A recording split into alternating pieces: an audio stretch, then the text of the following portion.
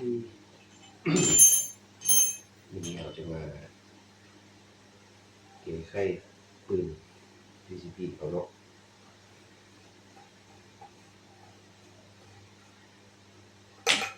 ปืนมันรุ่นแฟกเตอร์แรกนี่ก็คือถ้ายิงว่านี่เราลืมปล่อยลงยิงเนี่ยตัวนี้เราจะมีลูกสลักเห็นลูกปืนมันขายเราเนาะเราจะมาเกี่ยไข่กันคุณใส่กระเจ12เนาะอันนี้กองเดียวก่อนนี่ว่าจะเป็นมีห้องพกเรียงห้องจะมีเป็นรุ่นนี้เนาะที่ชอบเป็นอันก็เป็นนี่บ่ได้คือตัวนี้กองออกก่อนกองนี้เป็นยี่ห้อเนี่ยทูซี่บอกว่าอย่างนี้แหละแล้วมันเป็น16เว้นใส่อยู่แบบที่เห็นกี่พันมาเป็นงานนี้ออกมาเจ๋งเป็น12กองแบบมา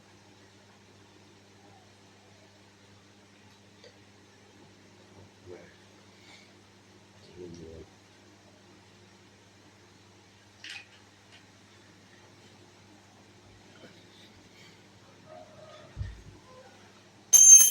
เก็บกองออกมาครับ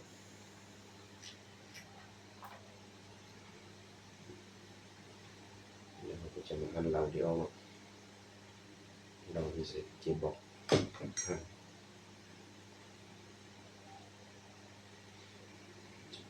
มือนี้หมดสุดตัวหั่นเอาไว้เลยเนาะ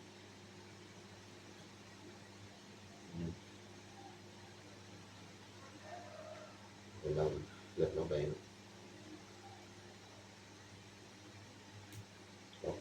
เอาประมาณนึงพอมันจะมีโอลิงอยู่นี่เดี๋ยวโอลิงมันจะมาก็เอาตัวน็อตที่อยู่ลูกโอลิงออกาได้เนาะ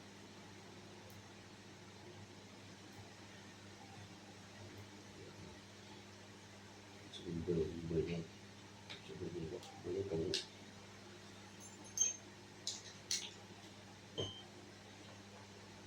จิบนี้มีเรียวๆเลยเนาะ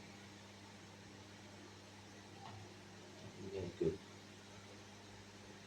จะเบอร์ไม่ได้เป็นนี้หรอกจะเปลี่ยนกระเจเป็นตัวอะไรแต่มันกระเจมันยิงมันจะยุ่งยากซอสยิงยาก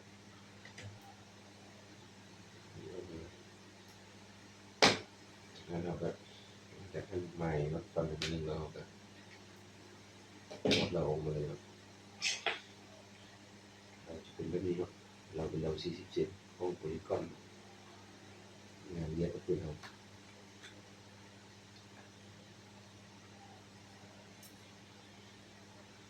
เล็กเส้นเราจะเอาเล็กเส้นนี้สุดใส่ดันออกมาเลยเนาะมันจะออกอยู่บ่ออกมาเลยเนาะเป็นลูกสลักเป็นวานเนี่ยบอกเราจะเห็นว่าเกี่ยวมันเลยอันนี้ลูกสลักกับปล่อยลงห้องเองเนาะคือตัวนี้ปล่อยลงเนาะ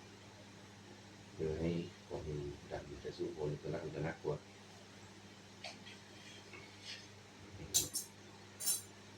เราก็คือหากี่ตัวส่งมือเดียว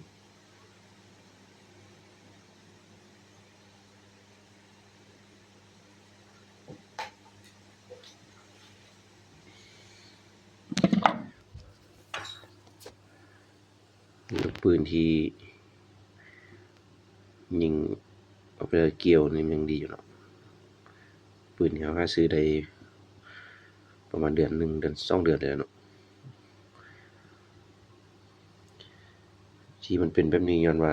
ข้าพเจ้าได้เอาอันสกอตติดเนาะมันคือว่าเก่าที่จริงสกอตดำสกอตเย็นใส่ไฟเอานี่เนาะก็มีแต่นั้นเนาะมีแต่ประกอบคืนเขาซื่อๆเนาะ